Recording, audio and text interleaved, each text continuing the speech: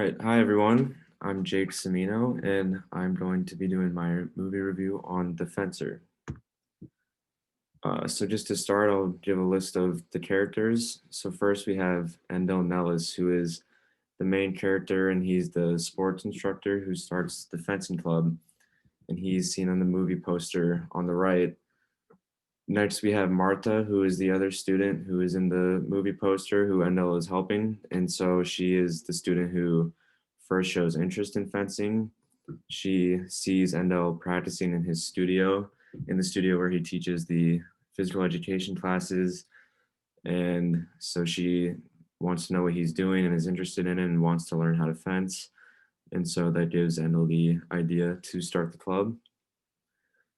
Next, we have Jan, who is another one of Endel's students, and he is the student who has the most potential in fencing. He has a grandpa who had a past in fencing, and through a series of events throughout the movie, he just gets a lot of motivation to perform well in the sport.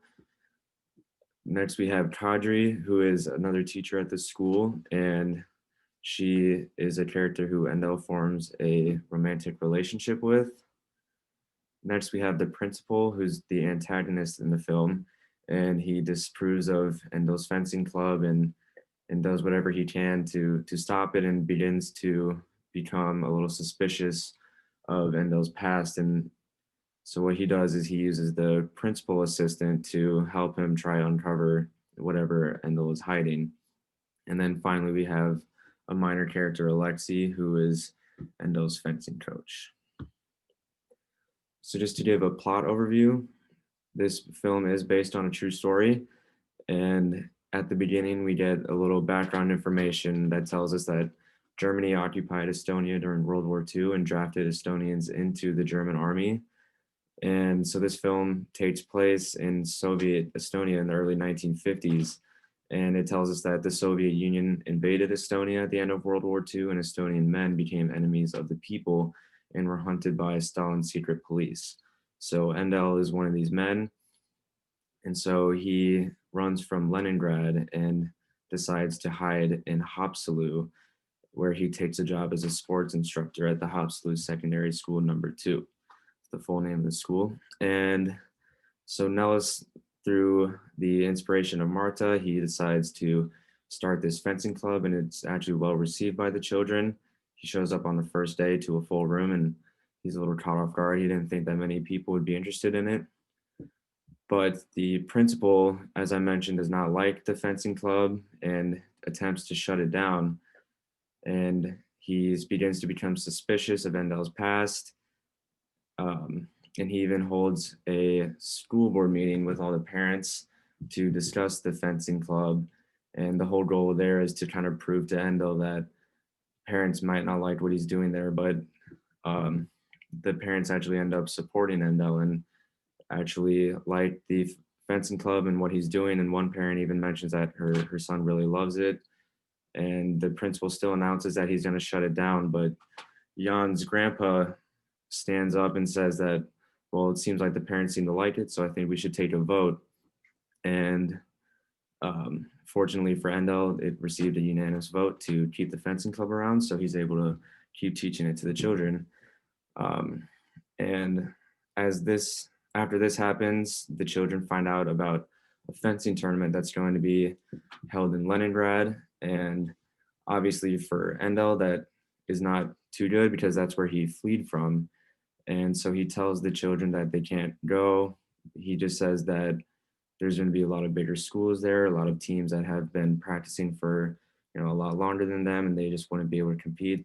Maybe they'll be ready in a couple of years. But the children, this doesn't receive well with them. They're not too happy about that. So Endel decides to, despite the dangers, he takes them to the tournament and they end up winning. And during the tournament, we find out that the principal uncovered what Endel was hiding and found out that he used to be a German soldier. And so he reports him. And during the tournament, a bunch of secret police show up and watch him from above, and Endo kind of sees them and knows what's coming. So after they win the tournament, he congratulates the students, and then is escorted out with some of the police.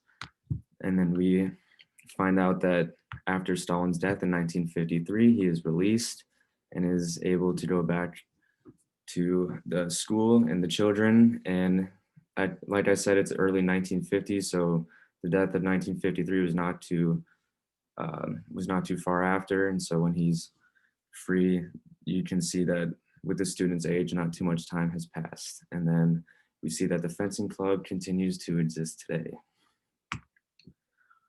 Okay, so I'm going to talk about some of the camera angles now. Um, so first, we always see that the camera angle when Endo is walking by himself is often from behind, and it follows him as he walks. And so it typically looks like these screenshots on the left, and it's normally a medium or close-up shot. So the reason I think this is because it's maybe symbolizing how, someone is always behind him or like watching him, since the Soviet secret police are, always following him and looking for him. And another reason I think this is to, add to the element of mystery. Endel is supposed to keep a low profile at all times, and his fencing coach even calls him and tells him just to not draw attention to himself no matter what. So another thing that this camera angle does without, showing his face and is just walking behind him is that it adds to this element of mystery and the low profile that he is supposed to keep. Another thing is a photo of Stalin. I don't have a picture of it on this slide, but I have one on the next slide when I talk about the lighting, because it transitions into that discussion a little bit. But we first see this photo when the principal's assistant is doing research on trying to uncover Endel's past, and he looks up and sees a photo of Stalin, and then it shows up again once we get to the tournament. It shows up quite a bit more of the tournament a couple of times. And so I think the reason behind this is that Stalin's men or Stalin himself are beginning to catch up with him, and they're always lurking. And especially at the tournament, now that the secret police are there, Stalin's eyes are on him, and his time is kind of up. There's no more escaping them or running. So on the top left, we see one of the shots there, and it's not always blurry on the photo of Stalin. There's a lot of other frames where the camera kind of focuses on it a little more. But as you can see, there's a bright light on it, which just draws the concentration of the audience to this photo. And I think this photo of Stalin is pretty similar to a theme that we saw in Burnt by the Sun, when the hot air balloon is rising up in the frame, and then you see the photo of Stalin, and that kind of indicated that he was always, watching over the land, had eyes on the people at all times, had, the soldiers to keep an eye on everyone for him, and there wasn't really anywhere to hide. He would find you eventually. And so I think that's the same theme that the director is trying to get at in The Fencer as well. Another thing that we see in the lighting is it's a lot brighter whenever there are scenes that include fencing. So as you can see in the second photo right here, when he's in his studio practicing, you can see that the lighting is pretty bright there.